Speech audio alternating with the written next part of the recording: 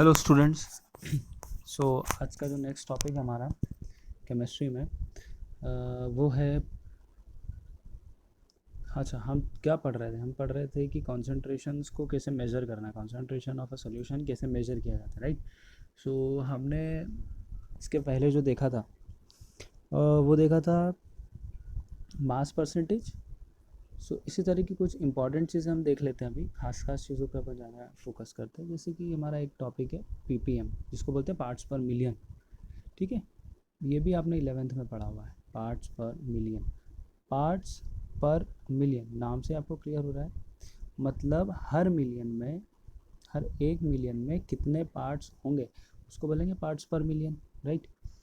तो इसकी डेफिनेशन बहुत, मतलब क्यों यूज़ करते हैं इसका, सबसे पहले तो इसका यूज़ जैसे आपने पढ़ा हुआ 11th में कि when a solute is present in trace quantity, जैसे यहाँ पे लिखा हुआ है। मैं आपको सिंपल लैंग्वेज में समझाऊँ तो अगर अगर किसी भी सॉल्यूशन के अंदर सॉल्यूट की क्वांटिटी जो है वो बहुत ही माइन्यूट अमाउंट में, बहुत ही कम अमाउंट में, इतनी जिसको आप ट्रेस करने में आपको डिफ़िकल्टी हो सकती है, जिसको आप देख नहीं सकते हो या जिसको आप ट्रेस नहीं कर सकते, आप मेज़र नहीं कर सकते, तो उस तरह के चीज़ों में, उस तरह के मेज़रमेंट्स में उसका कॉन्सेंट्रेशन कैसे हम मेज़र करेंगे, तो उसके लिए यूज़ किया जाता है पार्ट्स पर मिलियन।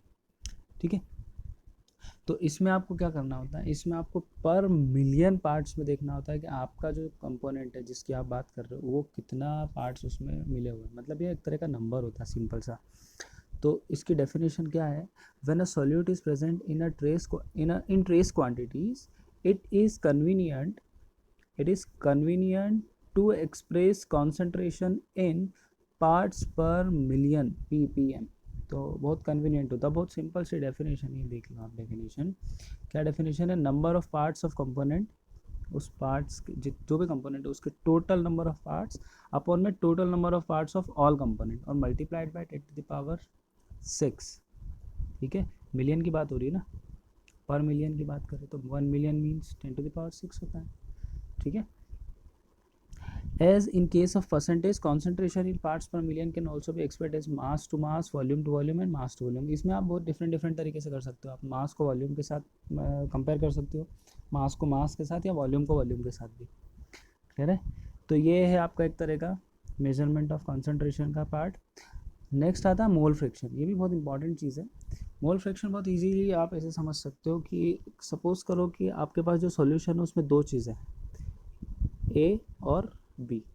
ए जो है वो है आपका सॉल्यूट, ठीक है, सपोज, और जो बी है वो है आपका सॉल्वेंट। सॉल्यूट हमको पता है, सॉल्वेंट जिसमें घुला होता है, सॉल्यूट जो घोलते हैं हम। ठीक है, मान लो कि आपका जो सॉल्यूट है उसके नंबर ऑफ मोल्स है Na, और जो आपका सॉल्वेंट है उसके नंबर ऑफ मोल्स हैं Nb। तो अगर टोटल नंबर ऑफ मोल्स की अगर हम बात करें, टोटल सॉल्यूशन में कितने हो गए, तो Na प्लस Nb हो जाएगा, होगा ना, Na प्लस Nb। अब मोल फ्रैक्शन का बहुत सिंपल सा लॉजिक है, दोनों के लिए निकल सकता है, सॉल्यूट के लिए भी निकल सकता है, मतलब ए के लिए भी निकाल सकते हो और बी के लिए भी निकाल सकते हो, दोनों के लिए। तो अगर आप इसको रिप्रेजेंट करते हैं एक्स से, अगर आपको मोल फ्रैक्शन निकालना है ए का, ए मतलब आपने क्या माना, ए सॉल्यूट माना है, तो अगर आप ए का मोल फ्रैक्शन निकाल रहे हो तो बहुत सिंपल सा लॉजिक है, उसका मोल फ्रैक्शन का फॉर्मूला होगा कितने नंबर ऑफ मोल्स आपके हैं ए के। तो आपने बोला कि ए के नंबर ऑफ मोल्स हैं एन है, बस उसके टोटल नंबर ऑफ मोल्स को डिवाइड कर दो आप जितने आपके पास टोटल नंबर ऑफ मोल्स हैं, यानी कि N A upon N B. ये सिंपल सा लॉजिक है। अब आया समझ? क्या mole fraction of first component या जो भी आपका कंपोनेंट है उसके नंबर ऑफ मोल्स को डिवाइड करना है टोटल नंबर ऑफ मोल्स से, इसको हम बोलते हैं मोल फ्रैक्शन। सिमिलरली अगर आपको एक्स भी निकालना है, यानी कि अगर आप सॉल्वेंट के लिए निकाल रहे हो, जो भी आपने बी माना है, तो उसके लिए क्या करोगे, एन बी ऊपर आ जाएगा, नीचे वही N A plus N B. तो ये आपका फॉर्मूला बन जाता है, ये रहा यहाँ पे number of moles of component, जिस भी कंपोनेंट का आपको मोल फ्रैक्शन निकालना है उसके टोटल नंबर ऑफ मोल्स, मतलब उसके number of moles divided by total number of moles of the components. Total जितने भी कंपोनेंट है उसमें तीन भी हो सकते हैं। ठीक है, ये आपका क्या होता है, मोल फ्रैक्शन। एक चीज़ और याद रखना, अगर आपके पास दो कंपोनेंट है या आपके पास तीन या जितने भी कंपोनेंट है, तो उन कंपोनेंट्स के मोल फ्रैक्शंस का सम अगर आप करोगे तो वो हमेशा 1 आएगा, 1 के इक्वल ही बनेगा। जैसे आपके सॉल्यूशन में सॉल्यूट का नंबर ऑफ मोल और सॉल्वेंट का नंबर ऑफ मोल, इन दोनों का अगर आप सम करोगे तो आपका क्या बनेगा, 1 आएगा हमेशा।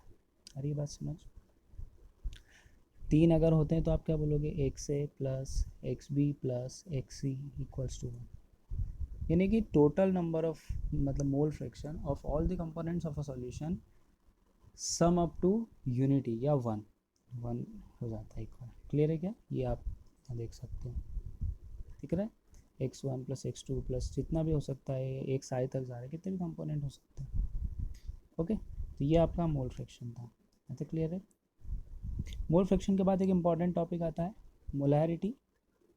मोलैरिटी और मोलैलिटी बहुत बहुत ईजी और बहुत सिंपल से टॉपिक्स हैं। अगर आप मोलैरिटी की बात करोगे तो मोलैरिटी में ध्यान रखना लीटर में कैलकुलेशन होता है, अगर आप मोलैलिटी की बात करोगे तो किलोग्राम में, बस इतना सा डिफरेंस है इसमें। मोलैरिटी जब भी आता है आपको लीटर याद आ जाना चाहिए। डेफिनेशन भी बहुत ईजी है।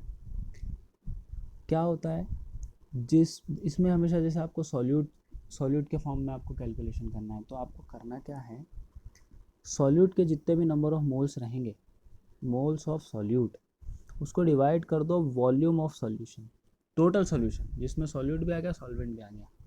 क्लियर है क्या, सॉल्यूट मतलब जो घुला होता है पानी के अंदर, शक्कर अगर घुली है तो शक्कर हमारा सॉल्यूट है, तो सॉल्यूट के मोल्स को डिवाइड कर देना है शक्कर और पानी दोनों का टोटल जितना भी वो सॉल्यूशन बना उसका कितना लीटर बना, उस लीटर से आपको डिवाइड कर देना है, यानी उसके वॉल्यूम से डिवाइड कर देना है, वो आपकी मोलैरिटी बनेगी।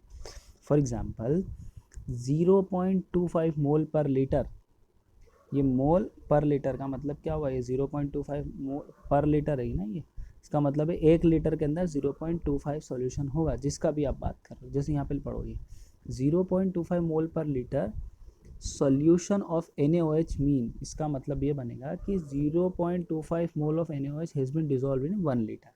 ऐसे मैंने बताया यहाँ पे मोल ऑफ सॉल्यूट तो ऊपर आ जाएगा, मोल अपॉन में किस में मेजर कर रहे हो आप, लीटर में, तो ये इसकी यूनिट बन गई मोल पर लीटर। किसकी यूनिट बन गई, मोलैरिटी की, तो मोलैरिटी को कैसे शो करते हैं, एम से।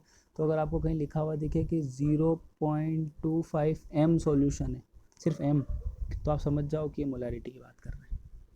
और उसका मतलब क्या बन रहा है कि 0.25 मतलब जिसका भी सॉल्यूशन, जैसे यहाँ इन्होंने बोला कि 0.25 है NaOH का सॉल्यूशन है, तो आप बोलोगे कि जो भी हमारे पास सॉल्यूशन है वो 1 लीटर है और उस 1 लीटर में NaOH जो है वो 0.25 मोल घुला हुआ है। इसको क्या बोलते हैं, मोलैरिटी बोलते हैं।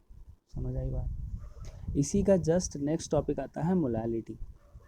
मोलैलिटी में थोड़ा सा डिफरेंस है, वहाँ पे आप क्या बोल रहे हो, पूरे सॉल्यूशन का वॉल्यूम निकाल रहे हो, राइट, पूरे सॉल्यूशन का वॉल्यूम इन लीटर्स।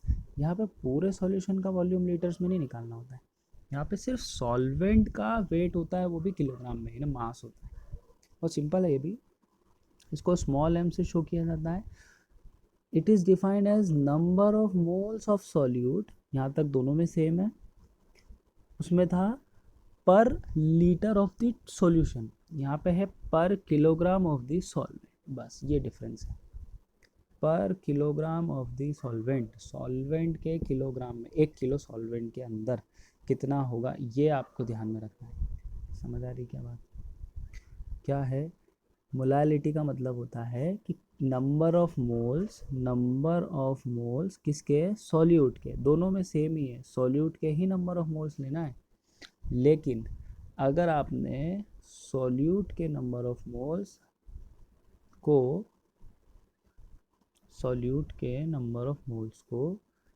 पर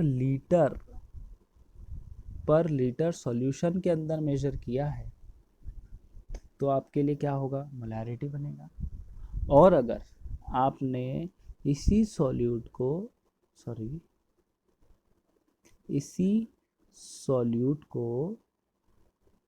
अगर आपने पर केजी ऑफ सॉल्वेंट ले लिया है, तो आपका मोलैरिटी बनेगा। कहने का मतलब ये हुआ कि मैं पूरे सॉल्यूशन को ना मेजर करके मैं पहले क्या करता हूँ, 1 किलो पानी मेजर करता हूँ, 1 किलो में पानी को मेजर किया और उसमें अब अलग से शक्कर डाला है, तो वो 1 किलो से बढ़ जाएगा।